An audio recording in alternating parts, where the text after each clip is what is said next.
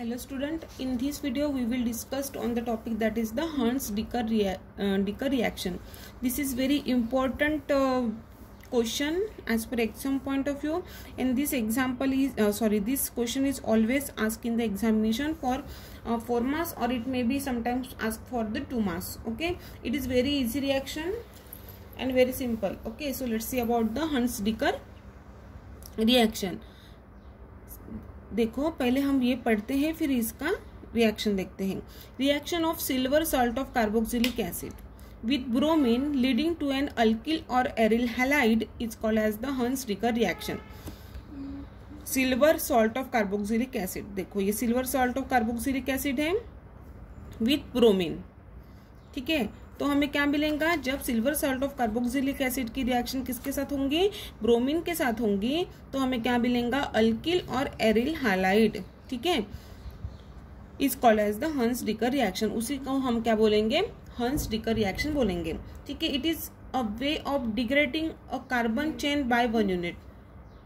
इसमें क्या होगा, 1 यूनिट से कार्बन चेन का डिग्रेडेशन होगा.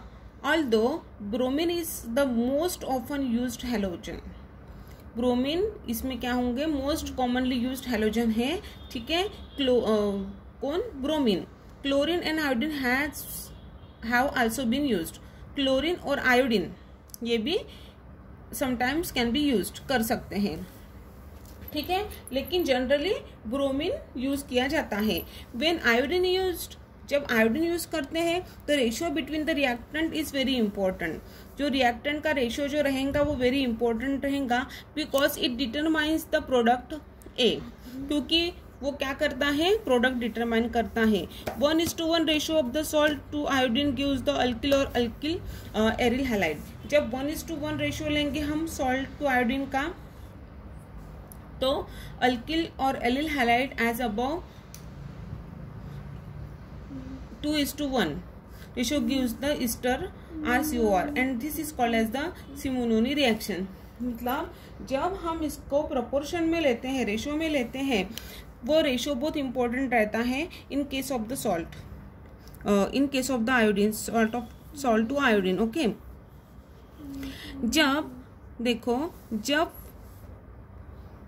1:1 रेशियो सॉल्ट टू आयोडीन रहता है तो हमें अल्किल और एरिल हैलाइड एज अबव मिलता है. और जब A 2:1 ratio gives the Easter, तब उसे हम कौन सी रिएक्शन बोलते हैं, सिमोनिनी रिएक्शन बोलते हैं. ठीक है, Simoni, what is mean by the Simonini reaction, ये 2 मार्क्स के लिए भी एग्जाम में पूछ सकते हैं. ठीक है, तो following are the mechanism of Hunsdiecker reaction. इसमें 4 स्टेप्स दिए हैं, initiation, propagation and termination. This is also the radical mechanism, so it is given in the 4 step. RCOOAg plus X2.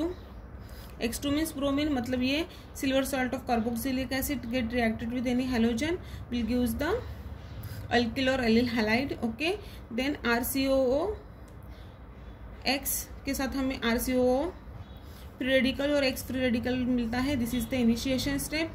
Step 3 में क्या होगा, RCOO free radical को लिया उन्होंने तो R as a free radical निकला और CO2 निकला. This is 3 and 4 propagation step.